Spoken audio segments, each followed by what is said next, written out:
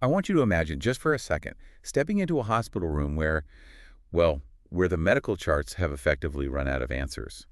Right. It's a heavy place to be. Yeah, exactly. The monitors are just steadily beeping, and the air is heavy with that smell of antiseptic. And the family is gathered in what you can really only describe as the last lap of hope. Yeah, the doctors have officially stepped back at that point. Right.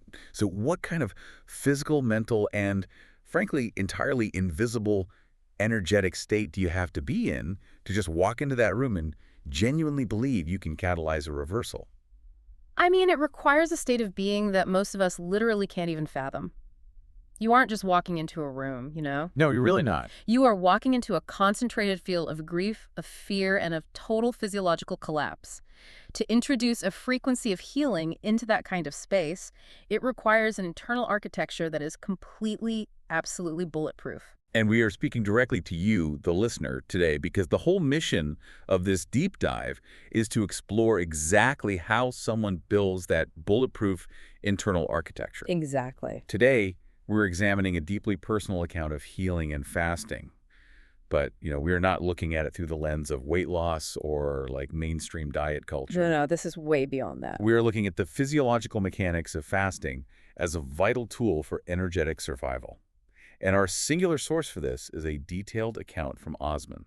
Who is widely known as the blind Muslim yogi. Yes, exactly. We're detailing his specific intermittent fasting protocols. And it's really crucial to establish the context of who we are learning from here, because Osman is a master-level bioenergy healer, Right. and he specializes in critical care recovery and terminal illnesses. I mean, he has been practicing yoga, meditation, and healing for 50 years. Years. Yeah. That's just wild. It is. He actually experienced his first samadhi state at age 19. So he operates in this space that bridges, deeply ancient yogic sciences with profound, high-stakes human suffering. I do want to add a really quick point of context here that makes his perspective even more compelling, actually. Osman permanently lost his sight recently in May 2023. Right. That's an important detail. Yeah, so when you dive into his materials, you'll often hear him use really vivid visual descriptions. And that's because he is drawing upon decades of sensory memory, right? From living fully sighted for the vast majority of his life. Which is fascinating. It adds this whole layer of deep internalized visualization to his current energetic work. It forces a profound internalization, I think. When the external visual inputs are removed, the internal landscape, basically the subtle energetic currents of the body, they undoubtedly become the primary interface with reality. Absolutely. And his interface with reality is intense. Families usually contract him when every other allopathic option has just been exhausted. Right. They're at the end of the road. People don't typically turn to bioenergy healing for a mild cough, They arrive at his door traditionally skeptical, filled with desperation, and usually facing a terminal diagnosis. Which brings up an incredibly important boundary that Osman establishes right off the bat. He is adamant that his services are complementary. Yes, very clear about that. They're absolutely not a replacement for traditional medical treatment. He operates to enhance what might be lacking in the allopathic approach, not to supersede it. Right, but he does claim a survival rate of over 90% for patients who are medically expected not to survive. Which is a massive number. I mean, I have to pause here. From a traditional evidence-based medical standpoint, an over 90% reversal rate for terminal comatose patients is a statistically staggering, almost unbelievable figure. It really is. And we have to maintain our critical distance here, obviously. Yeah. We are doctors verifying medical charts. But that specific claim absolutely forces us to look rigorously at the protocols he's using. Oh, for sure. Because if someone is reporting those kinds of outcomes, what exactly is fueling their machinery, right? That is the exact right question. I mean, whether you view that 90% through the lens of objective medical data or as his subjective perception of his energetic interventions, the physiological and energetic demand placed on him is indisputable. Totally. Think about it like running a high-end computer processor. Okay, I like that. If you are rendering massive, complex 4K video files, which in this analogy is the act of trying to reverse a terminal energetic state, your CPU is running at maximum capacity. Right. The fans are whirring. The whole machine is hot. Exactly. You literally cannot afford to have background applications eating up your RAM. I love that analogy. If you are the backup generator for people whose own life force is flickering out, your own engine has to be completely devoid of friction. Exactly. And that explains the sheer volume of his practice. The source notes he has gone through stages in his life practicing up to 18 hours a day. 18 hours? Let that sink in. Right.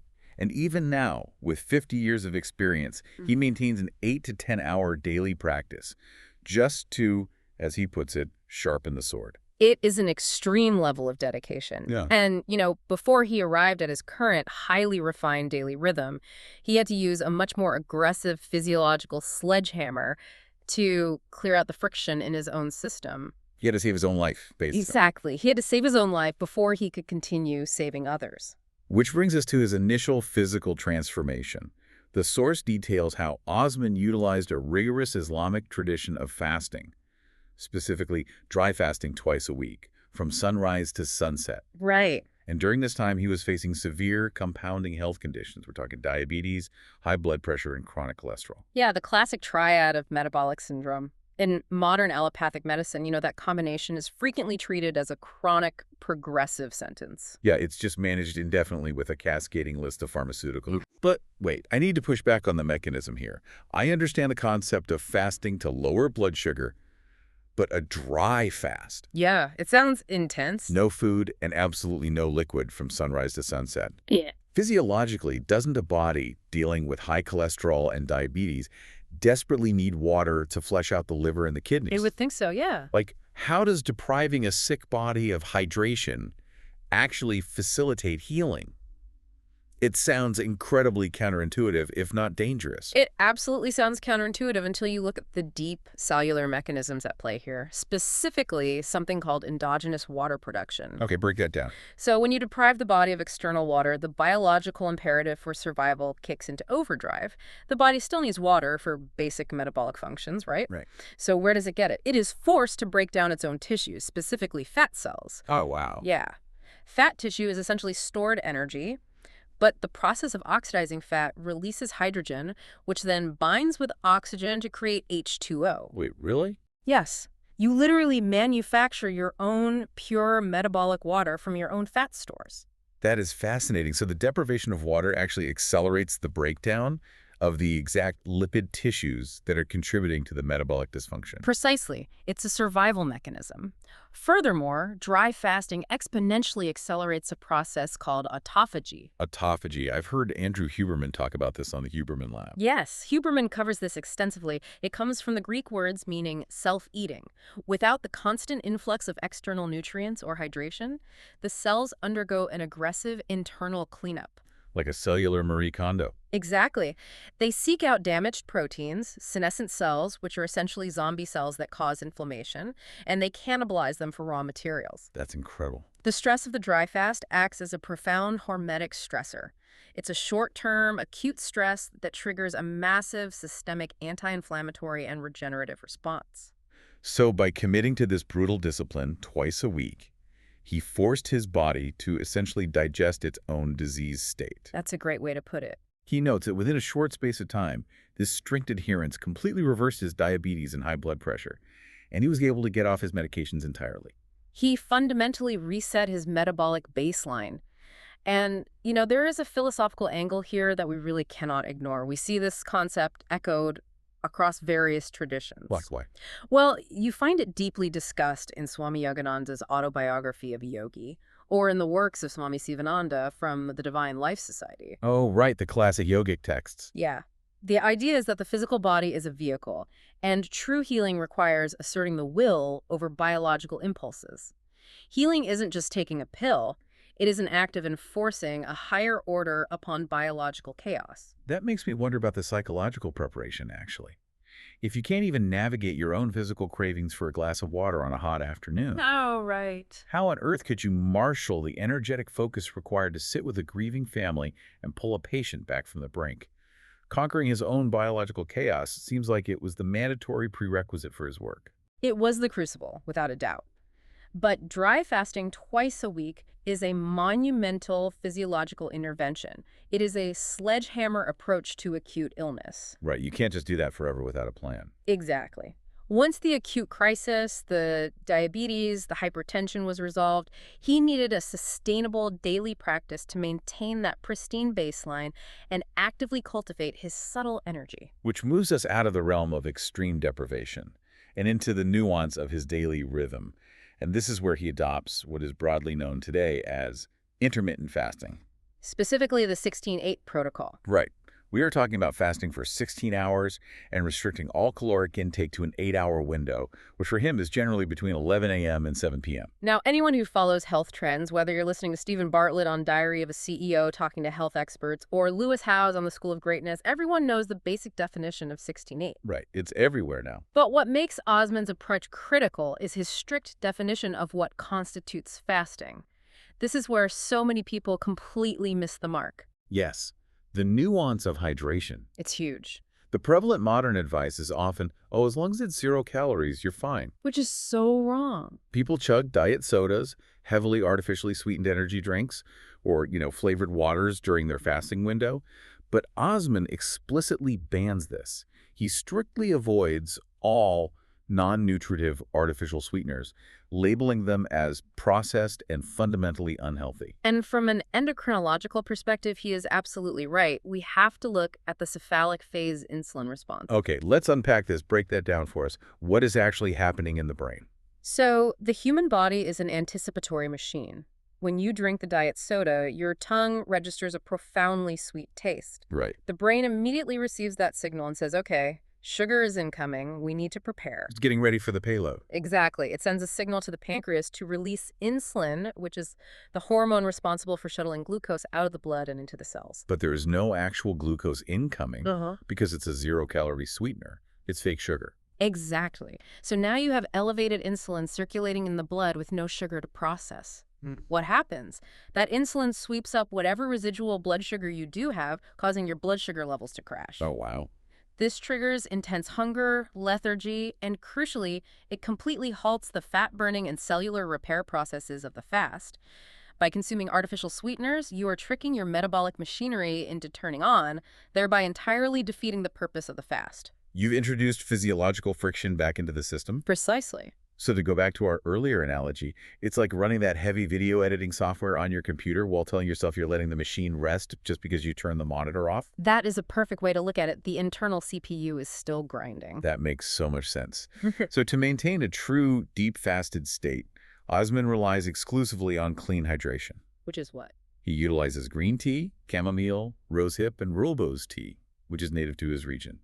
But the cornerstone of his morning protocol is his specific DIY hot lemon and ginger drink. Oh, I love this part. The source is incredibly specific about this recipe. He takes boiling water, adds a single slice of lemon, and a few small cut pieces of fresh ginger.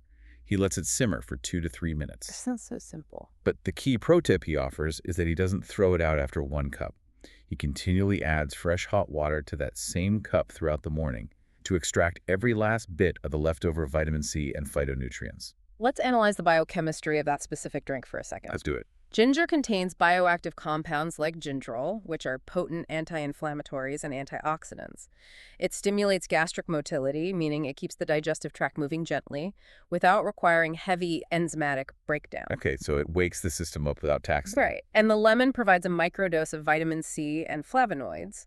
And because the caloric load is virtually non-existent and there is zero sweet taste to trigger an insulin response, the body remains deeply in its restorative fasting phase. I have to ask, though, does continually adding hot water to the same slice of lemon really extract that much more nutritional value?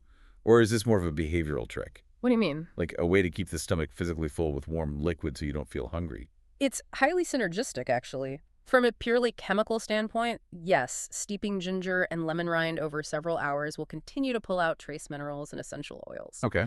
But neurologically, you are hitting the nail on the head. The stomach wall has stretch receptors.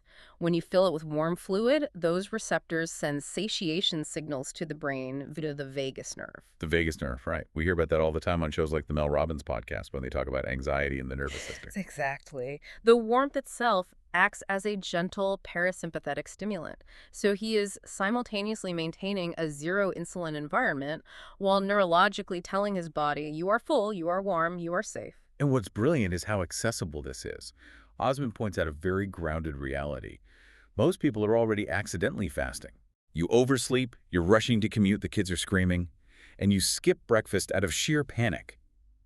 He's suggesting that we simply formalize that chaotic skipped meal into a structured healing protocol. Right, take control of it. Instead of panic drinking a synthetic energy drink at 10 a.m., you intentionally hydrate with hot ginger water.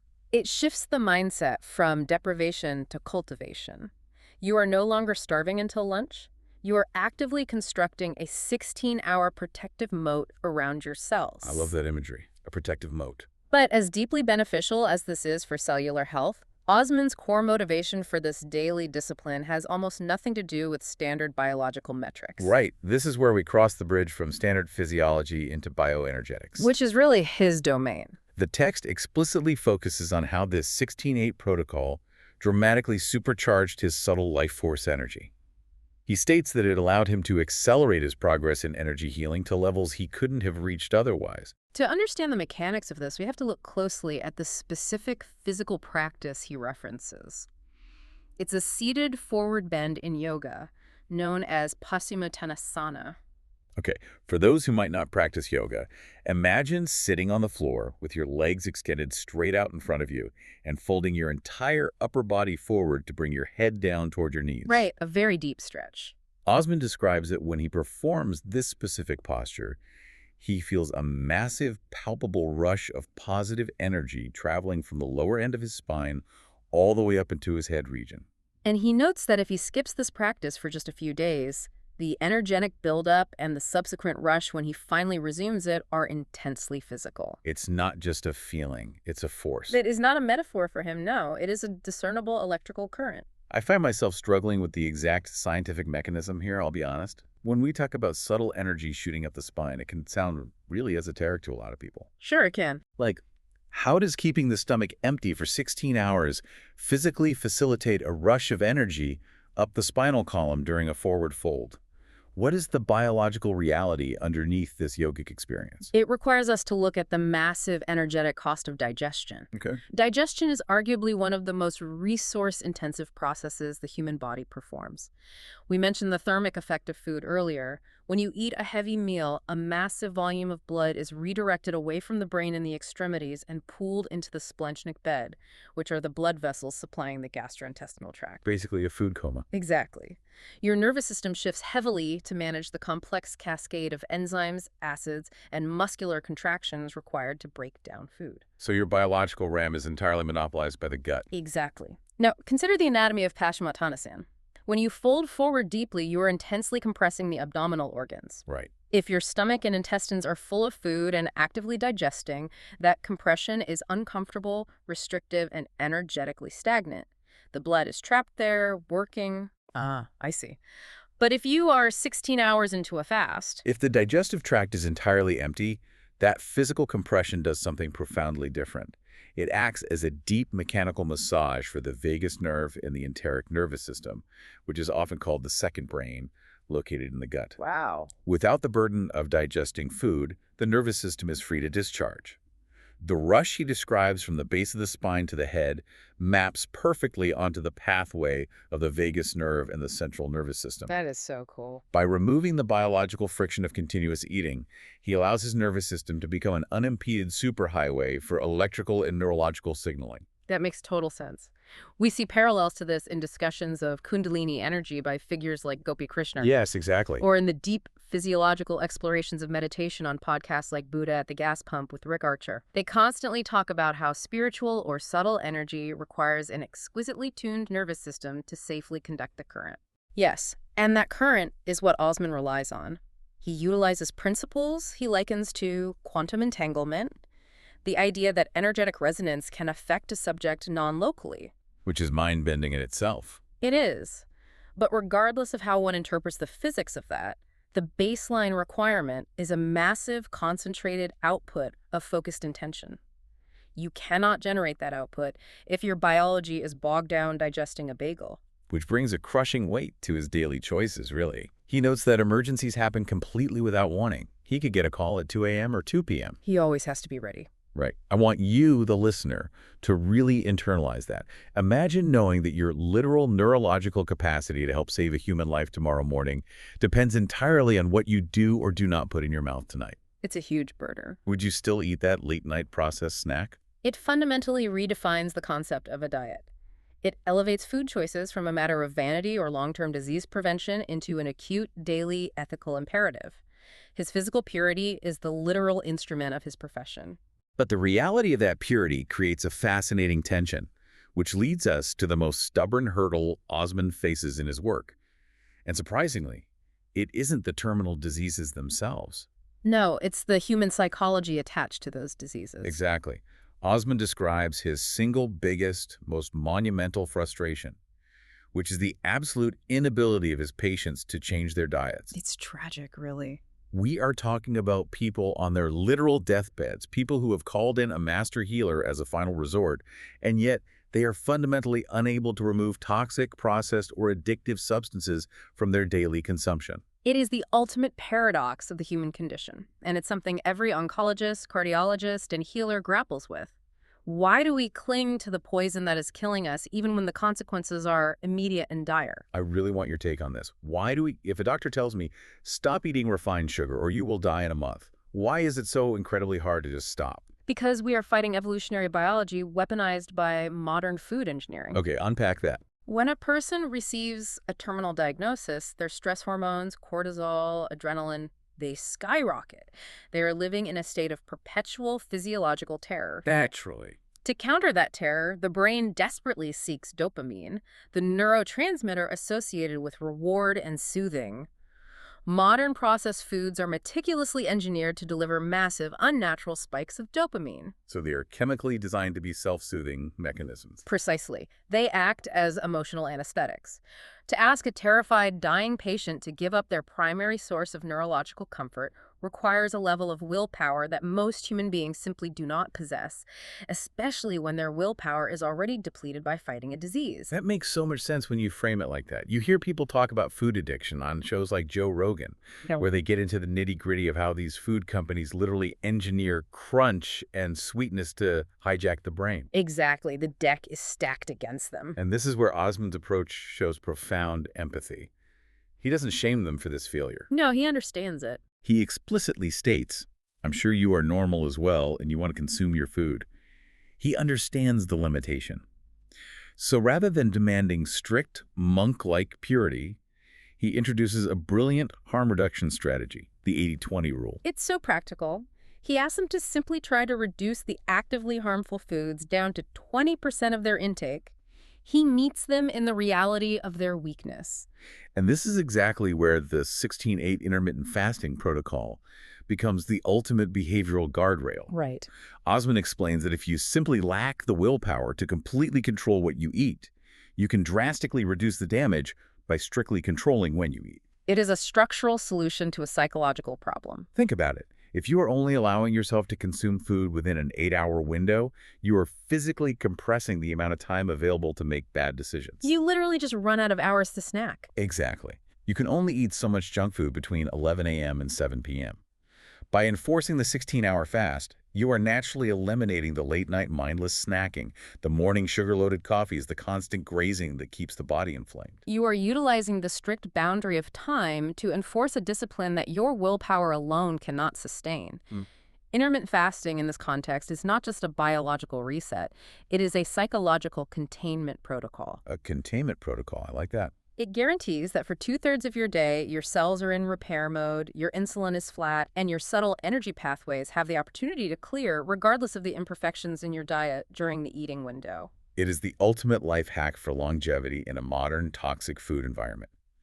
It provides a realistic pathway for normal people to experience a fraction of the energetic clarity that a master practitioner cultivates. And it is a testament to his mission. I mean, he has spent a lifetime trying to simplify these incredibly complex, rigorous, ancient protocols into result-based methodologies that modern society can actually utilize. Right, to improve their health, their peace of mind, and their overall vitality. Exactly. If you want to explore how he structures these methodologies, I want to make sure you know exactly where to look. Osman frequently directs people to his website, yogawellness786.com. It's a great resource. He offers an extensive array of advice and techniques, specifically through his YouTube channel, which is completely free. In fact, he emphasizes that he doesn't withhold information on the free channels. Yes, the core knowledge is accessible to everyone. He's very clear about that. He also offers a free 5-minute yoga and meditation program available for download right on the site. Now, I do want to clarify one thing if you followed him in the past. There was previously a $5 anxiety fix promotion, but that is no longer available. Good to know. However, the free 5-minute program is still highly recommended. And of course, for those seeking his specific premium energy healing services or one-on-one live consultations, those are facilitated through his paid Patreon channels. Which makes total sense given the intense energetic toll we've spent this whole time dissecting. You can't just hand that out endlessly. No, absolutely not. It is a profound ecosystem of healing, offering everything from basic, free daily structure to master-level intervention. It really is. Let's pull the thread through everything we've uncovered today, because we covered a lot of ground. We did. We started by looking at the extreme, high-stakes reality of critical care energy healing, an environment that demands a practitioner's nervous system be entirely free of biological friction. Right. And we examine how the brutal discipline of dry fasting forces the body to literally consume its own disease states. Using endogenous water production and autophagy to wipe the slate clean. Exactly. We then explore the nuance of the daily 16-8 protocol, the absolute necessity of avoiding the cephalic insulin trap of artificial sweeteners. Those sneaky diet sodas. Right. And utilizing the specific biochemistry of hot lemon and ginger to hydrate, soothe the vagus nerve, and maintain the fasted state. Which ultimately revealed the true mechanic, which is how emptying the gastrointestinal tract frees up the biological resources necessary to supercharge the nervous system.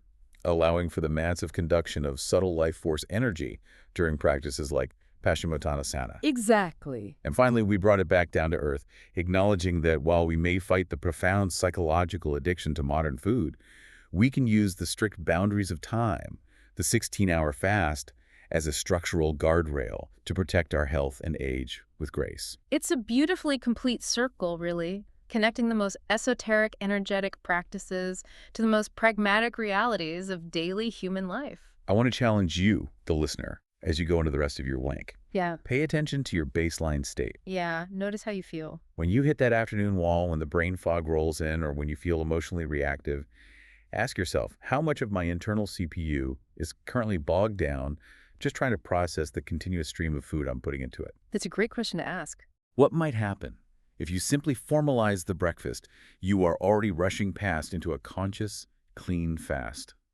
I'll leave you with this final thought to mull over.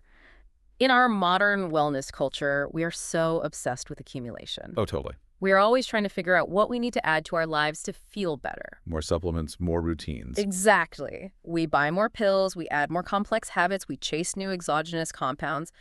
But if there is one profound truth hidden in the mechanics of fasting and subtle energy, it is this. What is it? Perhaps the ultimate key to unlocking your deepest, most powerful reserves of life force isn't about adding anything at all.